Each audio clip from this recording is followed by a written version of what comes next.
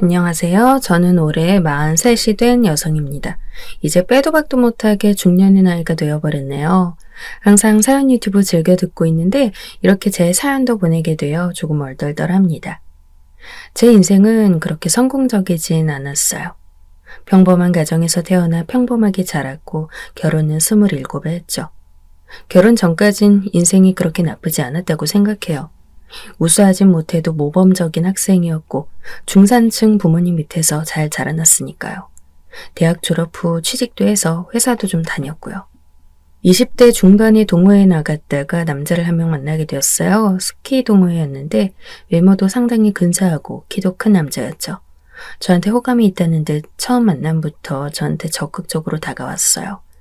외모도 괜찮고 끌고 다니는 차를 보니 나름 돈도 있는 것 같아서 저도 나쁠 거 없겠다 싶어 사귀게 되었고요. 알고 보니 교사였고 결혼 상대로 정말로 괜찮은 사람이었죠. 그래서 2년가량 연애 끝에 결혼을 결정하게 되었어요. 27 결혼이니 그 당시론 빠르지도 늦지도 않은 시기에 한 결혼이었죠. 남편 집안은 시어머니 혼자 계시다는 것 하나만 빼면 흠잡을 데 없었어요. 시아버지는 몇 년 전 돌아가셔서 편모스라에서 자란 건 아니었는데요. 경제적으로도 그리 어렵진 않아 시어머니도 보통 생각하는 홀어머니 느낌은 아니었어요. 결혼 당시엔 도리어 저한테 좀 무심한 편이셨죠. 남편은 결혼 초에는 꽤 괜찮았어요. 결혼을 참 잘했다 싶을 정도였죠. 훤칠하니 키도 크고 교사니 직업도 좋고 친구들이나 부모님 지인분들이 절 굉장히 부러워하셨어요. 어쩜 그렇게 결혼을 잘했냐고요.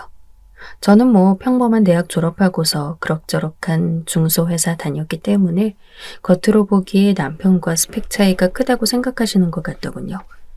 실제로도 아니라고 말하긴 힘들었고요. 결혼하고 나서 처음엔 좋았어요. 남편도 절 따라다녔기 때문에 저하고 결혼한 것을 굉장히 좋아하시기도 했고요. 시어머니가 혼자 계셔서 모시고 살기로 했는데 시어머니는 뭐든지 혼자서 다 하시는 타입이었어요. 식사도 혼자 하고 빨래도 혼자 하고 본인 방 청소도 혼자 하시고요. 나름대로 금실이 좋았다 보니 아이도 빨리 들었었어요. 결혼 후 몇 달 안 지나 임신 사실을 알게 되었고 1년쯤 지난 뒤 바로 출산했어요. 눈에 넣어도 안 아플 딸이었어요. 그런데 이제 그때쯤 문제가 생기기 시작했죠. 아무래도 아이 낳으면 부부만이 아닌 가족의 생활이 시작되는 게 당연하잖아요. 저도 신혼 때는 처녀 때처럼 외모에도 신경 쓰고 여러 가지로 꾸미기도 했지만 아이 낳고 나니 그게 안 되었어요. 살도 좀 찌고 관리도 놓게 되고요. 아마 결혼하고서 아이 낳아보신 분들이라면 거의 다 아실 텐데 애 돌보는 것만으로도 하루가 훌쩍 지나가 버리고 온 체력이 다 소진되니까요. 그런데 남편이 그걸 너무너무 싫어하더라고요. 아니, 당신은 결혼한 지 얼마나 됐다고 이렇게 자기 관리를 못해? 남편은 어느 날 퇴근하면서 절 쳐다보더니 그런 소리를 했어요. 아니, 갑자기 왜? 그렇잖아. 목 다 늘어난 티셔츠에 심지어 더럽기까지 하고 머리 감긴 했어? 아휴, 가까이 오지 마. 냄새 날 것 같아. 남편은 그날 유달리 신경질적으로 저한테 말했어요. 그 전부터도 벌써 평상시에 저한테 까칠하게 굴긴 했는데 일할 때 기분 나쁜 일이라도 있었는지 그날따라 엄청 뭐라고 했죠. 본인이 더러우면 살림이라도 잘해야지. 집안 꼴이 이게 뭐야? 애 돌보는 게 얼마나 힘든지 알아? 지금 당신 애 돌보는 거에 신경이라도 써본 적 있어? 저는 완전히 독박 육아로 아이를 기르고 있었는데 남편이 그런 식으로 말하니 너무 화가 났어요. 시어머니가 같은 집에 사셨지만 개인주의적이고 이기적인 분이라 집안일은 하나도 안 도와주셨죠.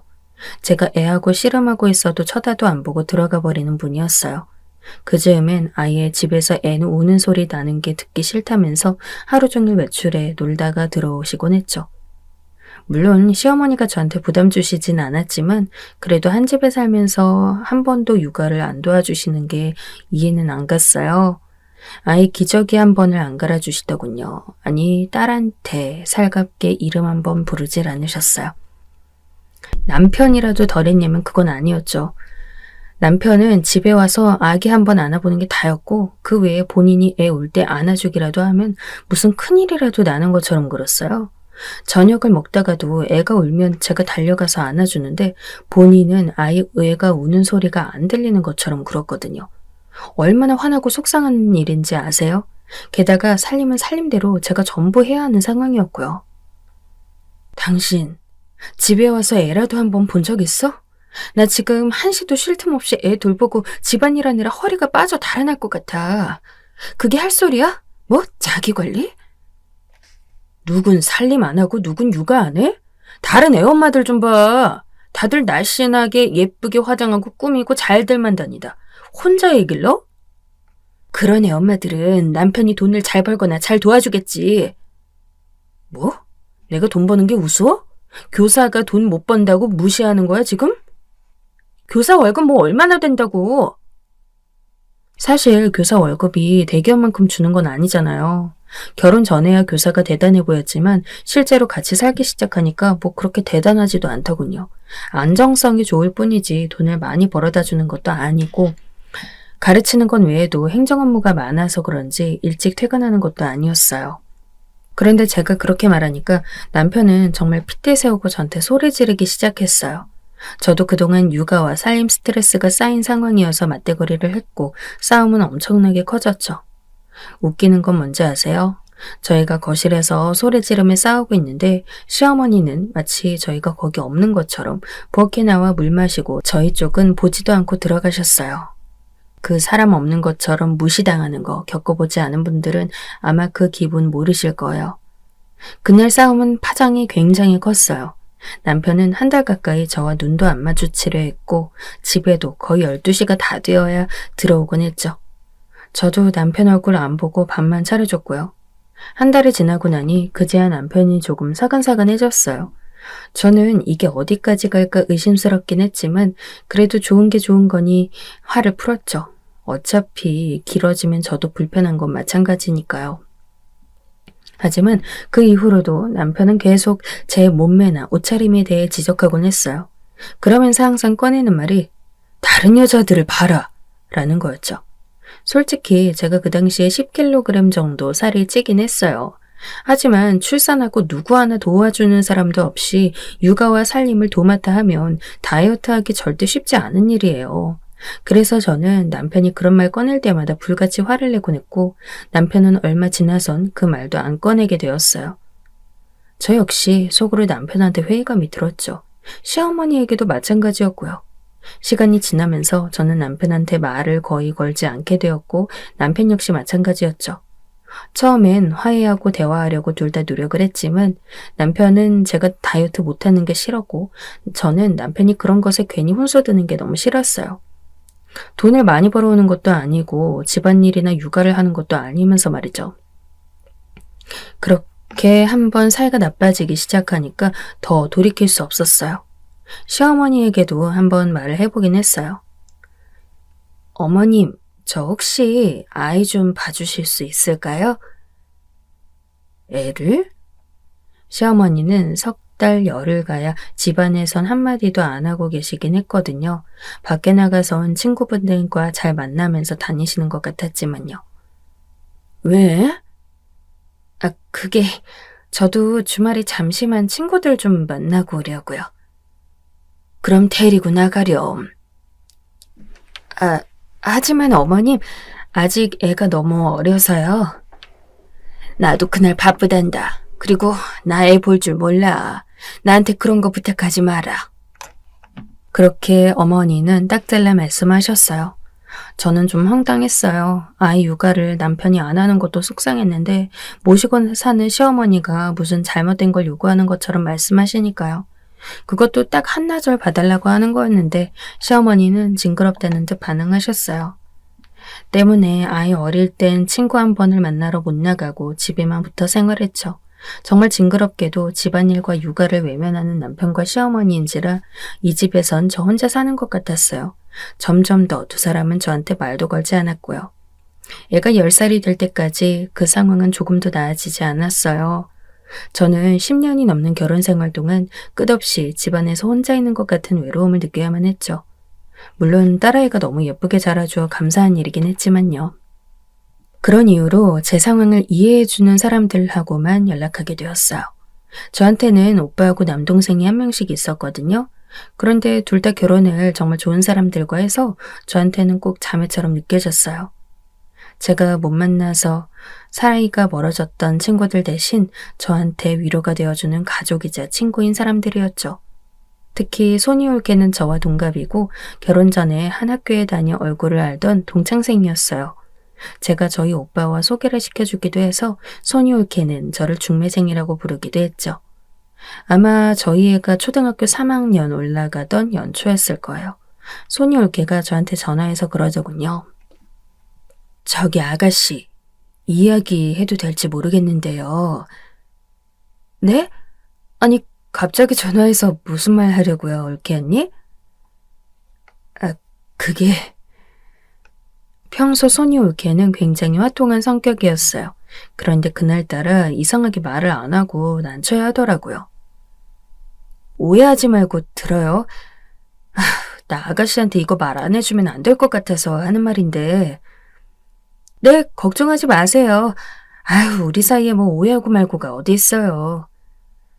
답지 않게 심각하게 구는 손이올케 말투에 저도 긴장되긴 했지만 태연한 척을 했어요. 그런데 다음 이어진 손이올케 말에 저는 정말 깜짝 놀랐죠. 우리 학원 엄마들한테 들은 이야기인데 서방님 말이에요. 네, 저희 남편이 왜요? 아무래도 따로 만나는 여자가 있는 것 같아서. 저는 너무 놀라 말도 안 나왔어요. 제가 말문 막힌 채 있는 동안 손이올케가 나머지 이야기를 했죠. 지금 우리의 학원 원장이 좀 예쁘장한 여잔데 나이는 30 중반이고 그런데 중학교 교사가 밤에 자꾸 데리러 온다는 거야. 난 그런가 보다 했는데 학원 애들 엄마들이 그 남자가 아무래도 결혼한 사람 같은데 학원 원장이랑 사귀는 거 아니냐고 말이 떠돌더라고요. 네. 그래서 나도 밤늦게 애 데리러 가다가 봤거든요. 그 남자를. 근데 서방님인 것 같더라고. 올케 역시 저희 남편 얼굴을 알았으니 잘못 봤을 리 없는 상황이었어요. 저는 정말 눈앞이 아득해지더군요. 남편이 집안일에 소홀하고 저와 사이가 안 좋긴 했지만 그래도 학교 교사니만큼 절대 불륜 같은 짓은 하지 않을 거라고 생각했어요. 하지만 현실은 정반대였죠. 그런데 그렇게 데리러 온 지가 벌써 1년이 넘었다고 하더라고요. 이거 좀 심각한 거 아닌가 싶어서 말해줘야 할 것 같았어요. 고마워요, 올케 언니. 당장 들이밀지 말고 진짜 그런가 한번 살펴보고 뭔가 증거가 될 만한 거 잡아봐요. 혹시 아닐 수도 있잖아, 응? 올케 언니는 절 위로하고선 전화를 끊었어요. 저는 머리가 너무 아파 한참이나 앉아있다가 남편 빨랫감 쪽으로 가서 뒤져보았죠. 남편도 꼴 보기 싫은데 남편 옷가지가 좋을 리 없잖아요. 그래서 여태까지 단 한 번도 남편 옷을 제대로 들여다보지 않았고 그저 대충 빨아서 말려 안방에 넣어놓으면 남편이 알아서 다려입고 기어입는 편이었어요. 그러다 보니 남편이 외도를 했는지 안 했는지 알 도리가 없었던 거죠. 저는 남편의 서책깃을 자세히 살펴보았어요. 아니나 다를까 여자 파운데이션 같은 게 가슴팍 쪽에 묻어있더군요. 향수 냄새도 여성의 것이었고요. 그때 시어머니가 나와서 부엌에서 차를 끓이셨어요. 저는 손이 부들부들 떨려 계속 셔츠를 찾다가 셔츠마다 립스틱이 묻어있거나 파운데이션이 묻어있는 걸 발견했어요. 마치 언제 발견할 거였냐는 듯 일부러 묻혀놓은 듯한 자국들이었죠. 아마 그 상간녀 입장에선 제가 아주 우스워 보였을 수도 있겠더군요. 올케 언니 말에 의하면 1년 넘게 불륜을 저지르면서도 아예 모르는 와이프라니 얼마나 웃겼겠어요. 그러니까 이렇게 자기 자랑하듯 흔적을 대놓고 남긴 거였죠. 그래서 시어머니한테 셔츠를 들고 가서 저도 모르게 말을 꺼냈어요. 어머님, 이것 좀 보세요. 뭐니? 애아빠가 다른 여자 만나고 다니나 봐요. 이거 어떡하죠? 어머님, 저 어떡하죠? 제가 부들부들 떨면서 셔츠를 흔들고 있는데 시어머니는 처음엔 좀 놀란 기색이더니 이내 평온해지셨어요. 언제나 그렇게 놀라는 일이 없으신 분이니까요. 그러더니 고개를 흔들면서 그러시는 거죠. 예, 네가 자기 관리 안 하고 남편한테 시큰둥하게 투명스레 군 게 벌써 10년이다. 어느 남자가 그걸 평생 참고 살 거라 생각했니? 그냥 그 정도 네가 이해하고 넘어가. 네? 아니 어머님. 아범이 뭐 집에까지 그 여자 데리고 와서 난리친 것도 아니고 네 생활에 문제 없었잖니 여태까지. 시어머니는 그렇게 차갑게 말씀하시고 돌아섰어요. 전 어이가 없어 어리둥절하더군요. 아니 아무리 그래도 그렇죠. 적어도 자기 아들이 외도한 게 확실한 상황에서 저한테 저런 말씀하시면 안 되는 거 아닌가요? 시어머니한테 기대하는 마음은 전혀 없었지만 그런데도 마음이 무너졌어요. 그리고 뭐 남편이 들어왔는데 제가 가만히 있을 리가 없었죠. 남편과 정말 대판했어요. 제가 셔츠 몇 벌 줄줄 들고 서서 현관에서부터 소리를 지르니까 남편이 왜 이러냐면서 미친 여자 보듯 하더군요. 시어머니는 아예 나오지 않으셨고요. 전 정말 미칠 것 같아 남편한테 악을 질렀어요. 나한테 불만이 있으면 말을 하라고. 대뜸 나가서 다른 여자하고 바람이나 피우지 말고. 내가 말 안 했어? 말 안 했냐고. 당신이 그거 다 귀등으로 듣고 계속 살도 안 빼고 엉망진창 아줌마가 됐는데 그럼 내가 당신 사랑할 마음이 나겠어? 그건 결혼한 부부로서 당연히 견뎌야지. 결혼 괜히 했어? 지금 불륜한 주제에 잘했다는 거야 뭐야? 제가 아무리 소리를 질러도 남편은 자기가 잘못했다고 인정도 안 했어요. 여자 만난 거 맞대요. 심지어 그 여자 칭찬까지 하더군요. 돈도 많고 예쁘고 자기 관리 잘하고 똑똑한 여자야. 당신하고 비교될 수 있는 사람이 아니라고. 아이고, 그렇게 잘나서 부인 있는 남자하고 불륜이나 해? 당신 지금 그런 불륜일 칭찬하고 있는 거야? 본 부인 앞에서? 웃기지 마. 불륜? 내 입장에선 그 여자가 진짜 사랑이고 당신이 실수야. 남편하고 그 후로도 거의 하룻밤 내내 싸웠어요. 방에 틀어박혀 있는 아이조차 생각이 안 날 지경이었죠. 결국 남편은 성질을 내며 그대로 밖에 나가버렸고 저는 아이를 찾아 들어가서 끌어안고 울었어요. 이제 내 인생엔 이 아이밖에 안 남았구나 싶어서요. 남편은 그 후로도 한참이나 집에 들어오지 않았어요. 월급날이 지나도 생활비 입금도 안 되고 아예 코빼기까지 보이지 않는 남편의 모습을 보자니 더 살아봤자 아무런 의미가 없었어요. 저는 남편과 싸운 이후로 완전히 넋이 빠져 더 이상 우리 가정을 유지할 생각이 사라졌어요. 거의 한 달 가까이 지나 남편한테 연락이 왔어요. 첫 마디가 이혼하자는 말이었죠. 이혼. 하지 않을 이유가 없었어요. 아이를 키우면서 그동안 아무런 도움 받은 게 없었고 그저 감정적으로 몰리기만 했으니까요. 제가 도대체 이 사람과 결혼해서 얻은 게 무엇이었는지 알 수 없었어요. 그리고 저희는 이혼했어요. 아이한테 최소한의 양육비만 주겠다고 선언하고 남편은 아예 아이조차 보지 않겠다고 했죠. 저도 불륜이나 저지른 남편이 아이와 만나는 걸 원치 않았으니 차라리 잘 되었다 싶었어요. 이혼하는 과정에서 손이올케와 손아래 올케 둘 다 저를 참 많이 위로해줬죠. 손이올케는 특히 본인이 말을 전달하는 과정에 개입되어 있어서였는지 많이 미안해했어요. 사실 손이올케는 절대 저한테 미안해할 이유가 없었죠. 도리어 제가 모르던 사실을 알게 해주고 덕분에 속고만 살던 결혼 생활에서 벗어나게 되었으니까요. 손아래 올케도 제 이야기를 듣더니 무슨 그런 사람이 있냐면서 벌컥 화를 내주었죠. 손이 올케가 호탕한 쪽이라면 손아래 올케는 좀 더 침착하고 이성적인 쪽이었지만 남편의 행동이 워낙 상식 밖이다 보니 그런 올케조차도 화를 내었어요. 저희 친정에서도 제 사정을 알게 되었고 빨리 집으로 들어오라고 하셔서 저는 결국 친정 부모님 댁에서 함께 살게 되었죠. 결혼 생활 끝내고 나니까 도리어 편하더라고요. 남편 없이 이혼녀 혼자 아이를 어떻게 키우고 살까 솔직히 처음엔 고민도 많이 했었어요. 하지만 돈을 벌어야 한다고 생각하고 취직을 하니까 어떻게든 중소기업 격리로 자리를 찾아 들어가게 되더군요. 아이는 친정 부모님이 적극적으로 돌봐주셔서 도리어 안심하고 다닐 수 있었고요. 결혼 생활 내내 부모님한테 걱정 끼칠까봐 아무런 말 없이 불평불만하지 않아서 저희 부모님은 제 결혼에 대해 거의 모르고 계셨어요. 미리 말하지 그랬냐면서 저희 친정엄마가 제 손을 붙들고 우셨죠. 사위가 그런 사람일 줄 꿈에도 생각 못했다면서요. 결혼한 당사자인 저도 몰랐는데 저희 엄마가 어떻게 알았겠어요. 저는 괜찮다고 다 지나갈 거라고 엄마 아빠를 위로하면서 어려운 시기를 헤쳐나갔었죠. 그런데 지내다 보니 또 괜찮아서 어느새 1년, 2년이 훌쩍 지나가 버리더군요. 제가 40이 넘고 아이는 초등학교 6학년이 되던 해였어요. 예상 외의 연락이 왔던 게요. 모르는 번호라 저는 의아한 상태로 전화를 받았죠. 여보세요? 당신! 낯익으면서도 오래 못 들은 목소리였어요. 저는 단박에 그 목소리를 알아들을 수 있어서 얼굴은 찡그린 채 퉁명스럽게 내뱉었죠. 뭐예요? 아니, 그렇게 시큰둥하게 대답하게야? 남편은 유쾌한 척하면서 저한테 농담을 했어요. 아직도 싱글이지? 그렇게 퉁명스러우니까 계속 싱글로 남는 거야. 좀 조신하게 굴라고 평생 혼자 살고 싶지 않으면. 용건 있는 거야?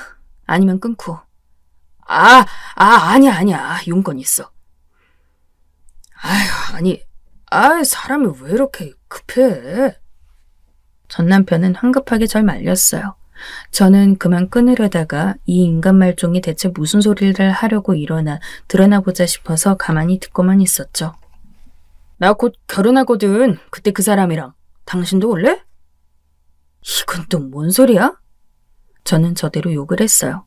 전 남편은 제가 그러거나 말거나 저 약 올리는 것처럼 말을 하더군요. 아니 지금 나랑 결혼할 사람 워낙 돈도 많고 그러거든. 학원 원장인데 애들 잘 가르쳐서 또 큰 곳으로 옮겼어. 나더러 이제 일 그만하고 집에 있어도 된다던데? 그래서 지금 그 결혼식에 날 오라는 거야? 호텔로 잡았으니까 와서 뷔페나 먹고 가. 당신 돈 얼마 있지도 않는데 벼룩이 간을 내먹지. 당신한테 축의금 받지는 않을 테니까 당신이 언제 또 호텔 결혼식 밥을 먹어보겠어? 어? 진짜 개소리. 청첩장 보낼 테니까 내가 갖다 줄게. 나 그렇잖아도 당신 친정 근처인데 청첩장만 받아서 들어갈래? 전 남편이 그렇게 약 올리는 듯한 말을 듣다가 저는 중간에 전화를 끊었어요. 속이 정말 천불이 나고 뒤집어지더군요. 속이 부글부글 끓는데 이런 사정은 바깥 사람한텐 누구라고 해도 말하기 민망스럽잖아요. 그렇다고 부모님한테 말씀드리기에도 또 속썩이는 것 같고요. 결국 저는 올케들한테 이야기했어요. 다음날 같이 이야기 좀 하자고 두 사람을 불러다가 같이 차 마시면서 이야기를 했죠. 너무 열불이 터져 견딜 수가 없어서 막 입에서 불을 뿜다시피 하며 화를 냈거든요. 올케들도 저와 마찬가지로 같이 화를 내주었어요. 진짜 미친놈 아니야? 아니, 나 그런 사람인 줄 몰랐어요, 아가씨. 화를 내다가 갑자기 소니올케는 심각해졌어요. 한참이나 고민하던 소니올케는 한숨을 쉬더군요. 내가 이 이야기까진 안 하려고 했는데 괜히 아가씨 속만 더 상할까 봐요. 무슨 이야기인데요? 사실 그 상간녀 말이에요. 우리 애 다녔던 학원 원장이잖아요. 네, 그랬죠. 그것도 벌써 3년 전이라 조카는 학원을 그만두었다고 했어요. 학원 자체는 아주 장사가 잘 되어 정말 큰 곳으로 옮긴다고 했어요. 소니올케는 난감한 표정이더니 다시 한번 한숨을 쉬었어요. 그때 같이 어울리던 애들 엄마하고는 여전히 같이 모이고 있거든요. 그런데 거기서 한참 전부터 좀 묘한 이야기가 나왔어서. 무슨 이야기요? 학원 원장의 남편 될 사람, 그러니까 그 사람이 다른 학원 선생하고 시시덕거리는 걸 봤다고 하더라고요. 네? 저는 이해가 안 돼서 고개를 갸웃했어요. 그러니까 그 새끼가 지금 결혼하려는 여자가 학원 원장인 건 알겠는데요.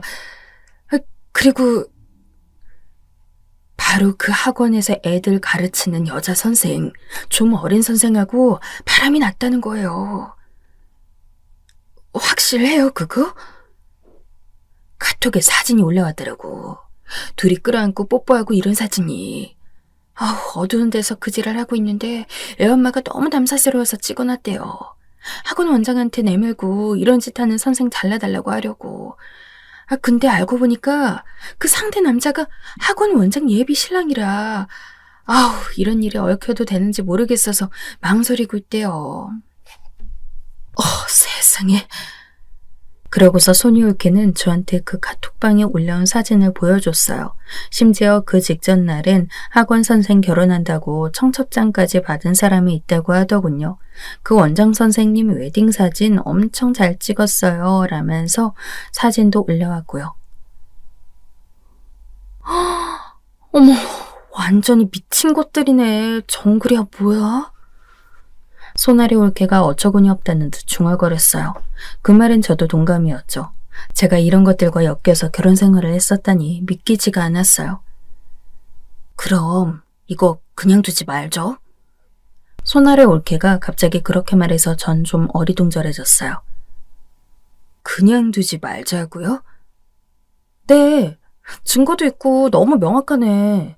솔직히 이혼할 때 너무 힘 빠져서 힘들어하면서 이혼하셨잖아요. 이번 기회에 좀 복수해도 좋을 것 같은데요? 소나리 올케는 평소 똑똑하고 머리도 잘 굴리는 편이었어요. 저희가 농담 삼아 꾀순이라고 부를 정도였죠. 어떻게? 그 인간 교사잖아요.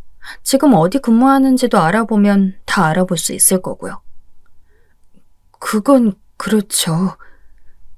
그런 인간이 불륜해서 이혼하고 그 다음에 또 결혼 앞두고서 불륜을 저질렀는데 이거 그냥 두고 보게요? 소나리 올케가 씩 웃었고 소니 올케도 감을 잡았다는 듯 웃었어요. 저는 좀 어리둥절했지만 이내 알아듣고선 좀 움츠러들었죠. 그래도 될까요? 그럼 너무 일이 커지는 거 아닌가? 일이 커져도 그 인간한테는 커지지 우리한텐 상관없죠. 소나리 올케가 깔깔 웃었어요. 우리는 뭐 굳이 더 손 쓸 필요도 없어요. 그 어린 학원 선생하고 바람 피우고 키스하는 사진 학원 원장한테 실수인 척 한 번 보내기만 하면 되는데요, 뭘.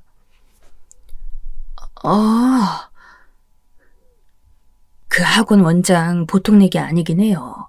아마 자기가 당했다는 거 알면 제대로 그 인간 뒤집어 놓을걸? 소니올케가 거기에 맞장구 치고 나왔어요. 전 들어보니 확실히 말이 되는 것 같았죠. 그리고 소니올케가 낄낄 웃었어요. 기다리고 있어봐요. 내가 다 알아서 해놓을게요. 소니올케는 단톡방에서 여러 가지 이야기를 하겠다고 했어요. 애들 엄마 모임이고 게다가 이 동네에서 그 학원이 제일 큰 학원이라 지금도 거기 다니는 애들이 많다고 했거든요. 그런데 그 학원의 선생이 불륜 중이니 엄마들도 다들 찜찜해하고 있던 거였죠. 거기서 소니올케는 이런 여자가 가르치는 학원에 애들이 배우게 하면 안 된다고 좀 더 분위기를 몰아갔어요. 그래서 결국 그 단톡방에서 학원 원장한테 그 사진을 보내고 선생 잘라달라고 말하겠다는 엄마가 나온 거였죠. 다들 불륜이라는 점에도 화를 내고 그게 무려 애들 가르치는 선생이라는 점에도 화를 냈대요. 결국 사진이 그 학원 원장한테 들어갔고 난리가 났다더군요. 며칠 뒤 다시 한번 전 남편한테서 전화가 왔어요. 저는 아무것도 모른 채 어리둥절한 채로 전화를 받았죠. 이거 네 짓이지? 전화를 받자마자 전 남편이 화가 머리 끝까지 난 채로 벼락같이 소리를 질렀어요. 전 무슨 소리인지 알 수가 없어 혀를 찼죠. 아니, 물론 알긴 했지만 제가 한 건 전혀 아니었으니까요. 이 일을 아무리 뒤져봤자 제가 관련된 일은 아무것도 없었어요. 뭔 소리야? 사진 보낸 거 네 짓이지? 무슨 사진? 결혼 파토내려고. 그러니까 무슨 사진이냐고. 나하고 여자친구하고 있는 사진. 뭔 소리야 대체? 여자친구하고 있는 사진을 누구한테 보내서 결혼을 파토낸다고? 알아듣게 말을 해. 이제 머리도 멍청해졌어? 저는 날카롭게 쏘아붙였어요. 저는 아예 남편의 현재 불륜은 모르는 척했죠. 그랬더니 남편도 뭔가 이상하다는 걸 감지했는지 말투가 좀 느려졌어요. 아니야? 뭐가 아니야? 무슨 소리인지 알아듣게 말을 해. 그리고 나 이제 당신하고 완전히 남이야. 이런 식으로 전화해서 마음대로 소리 지를 수 있는 사람 아니라고. 제가 날카롭게 말하자 남편은 잠시 기가 죽는 듯 했어요. 사실 이제 저하고는 완전히 남남인 사이였으니까요. 진짜로 몰라? 그러니까 뭘 모르냐고. 학원 선생이랑. 학원? 당신이 결혼하는 그 학원 원장? 내가 그걸 왜 알아야 해?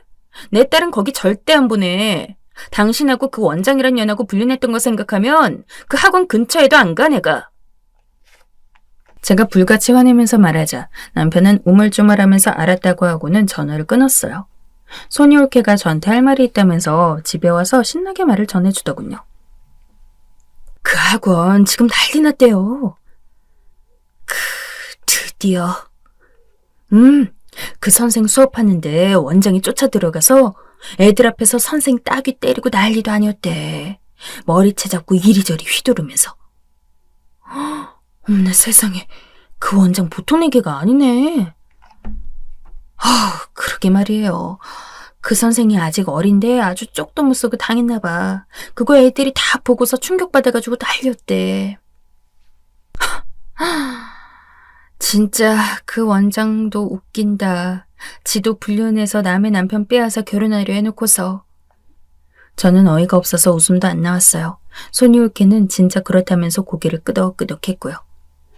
그러고서 그 학원 선생은 당장 잘렸고 원장은 결혼 취소한다면서 카톡 돌렸대요. 아마 분위기상 파혼인 것 같더라고. 당연하겠지. 지가 한 생각은 안 하고. 원래 첩이 첩골 못 본다잖아요. 그러니까 말이야. 아주 보기 흉해. 손이 올케가 깔깔 웃었어요. 그리고 다음날 말을 전해 들은 손아래 올케가 그러더군요. 아마 거기서 안 끝날걸요, 그 원장? 안 끝나다니? 파혼 정도로 끝날 여자가 아닐 것 같아요. 머리채 잡고 흔드는 것 정도야 그냥 잠깐의 분풀이일 뿐이니까. 어쩌면 우리가 생각하는 것보다 더 일이 커질 수도 있어요.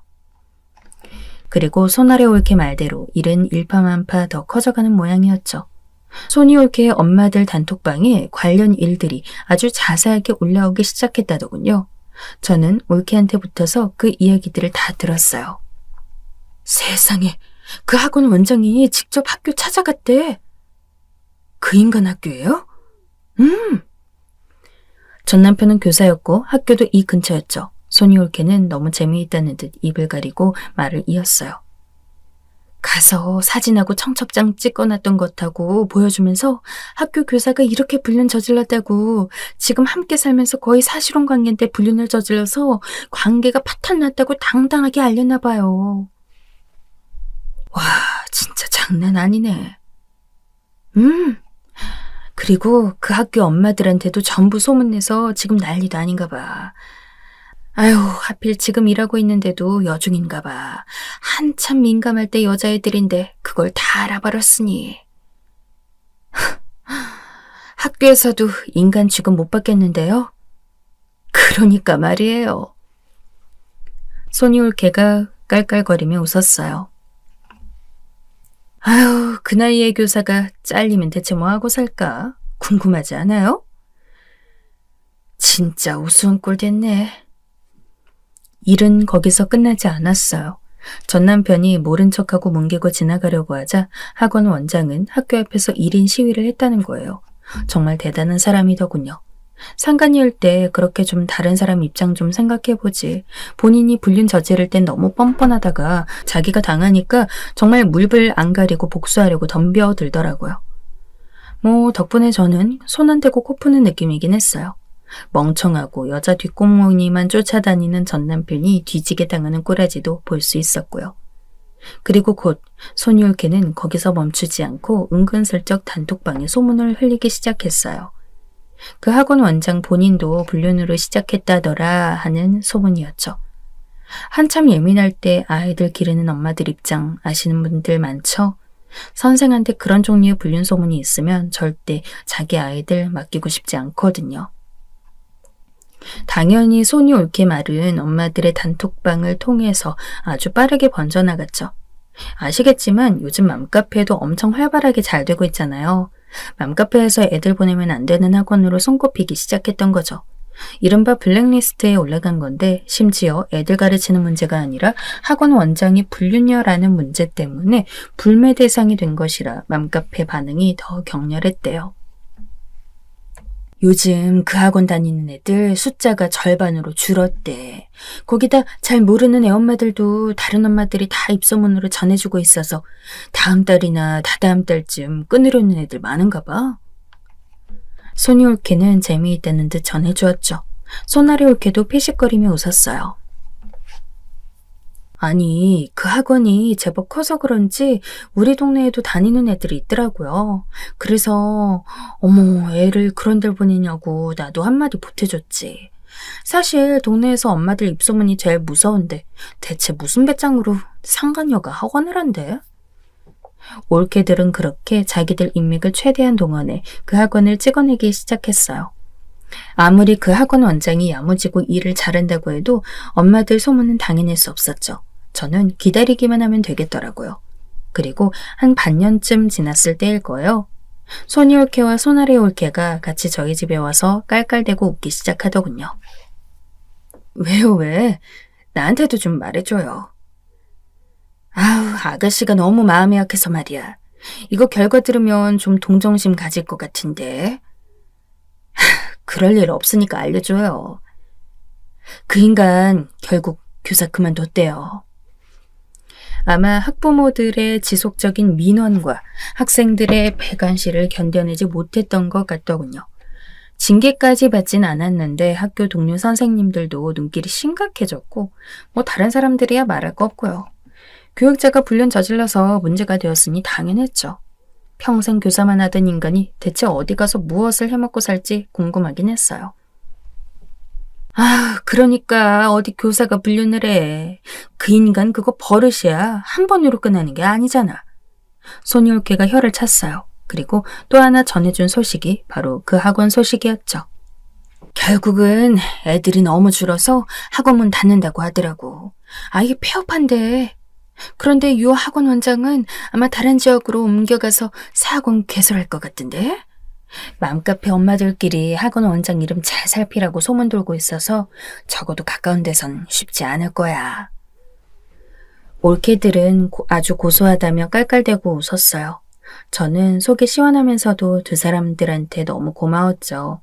제가 못나서 그 두 상간 남녀한테 아무런 복수 못하고 혼자 앓기만 했는데 옳게인 두 사람이 발벗고 나서서 아주 속 시원한 복수를 감행해 준 거였으니까요. 나중에 전 남편하고 심지어 그 학원 원장에게서도 전화가 온 적이 있었어요. 저는 그냥 똥이 더러워서 피하지 무서워서 피하나 싶어 처음엔 받지 않았어요.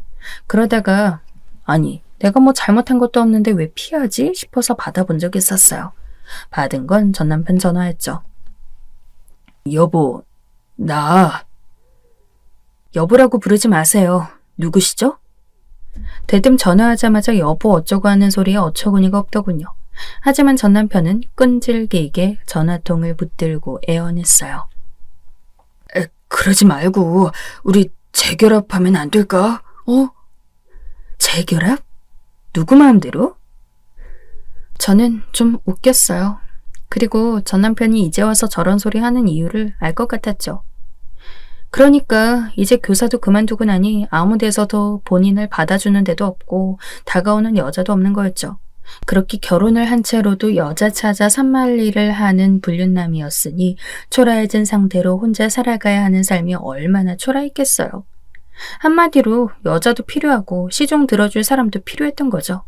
너무 무서워서 저는 다시 합치자고 제안하는 전 남편의 그 횡설수설하는 소리를 몇 마디 들어주다가 그냥 끊어버렸죠.